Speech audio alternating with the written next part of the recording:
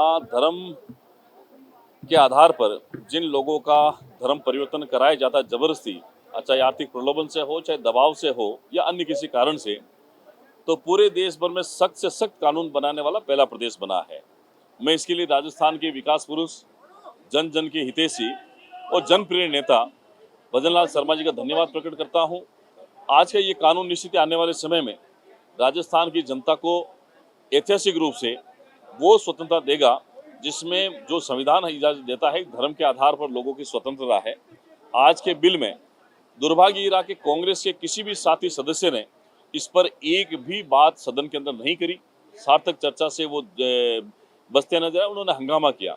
और मुझे लगता है इसके दो तीन कारण हो सकते हैं।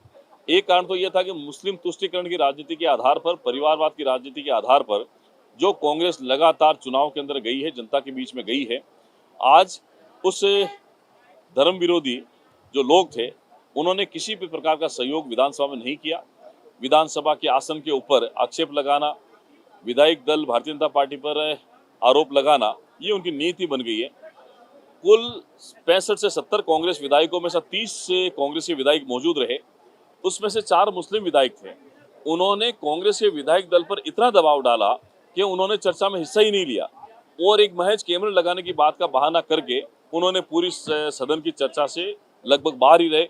और मुझे लगता है ये उनकी कांग्रेस की मुस्लिम तुष्टीकरण की नीति को दर्शाता है। आने वाले समय में राजस्थान इस प्रकार का कानून बना करके ऐसे लोग जो जबरदस्ती आर्थिक प्रलोभन देकर के राजस्थान प्रदेश के उन सुदूर सीमावर्ती इलाकों में ये जो जनजाति क्षेत्र वहाँ पे दलित वर्ग को, अन्य वर्ग को जिस प्रकार प्रलोभन देकर के धर्म परिवर्तन कराते हैं, उनके ऊपर रोक लगेगी। इस बिल के अंदर सजा का प्रावधान भी है, कम से कम 7 साल और अधिकतम 20 साल की सजा का प्रावधान है। उनके खिलाफ में आर्थिक रूप से दंड लगाने का प्रावधान भी है। उनके खिलाफ में जो व्यक्ति या संस्थाएं इस काम को करेगी, उनकी संपत्ति को सीज करने का अधिकार भी दिया गया, उनकी संपत्ति को बुलडोजर से ध्वस्त करने का अधिकार भी दिया गया है।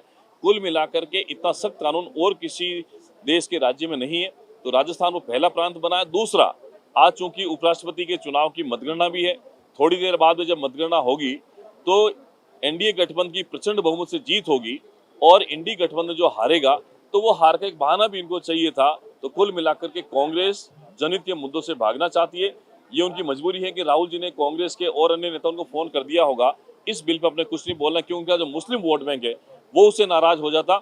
आज प्रदेश की जनता मुख्यमंत्री को धन्यवाद करती है। एक ऐतिहासिक बिल जो है ये राजस्थान की विधानसभा में पास हुआ है। मुख्यमंत्री को बहुत बहुत धन्यवाद। और ये जो बिल है आने वाले समय में ऐतिहासिक होगा, मील का पत्थर साबित होगा इस प्रदेश को आगे बढ़ाने के लिए। धन्यवाद।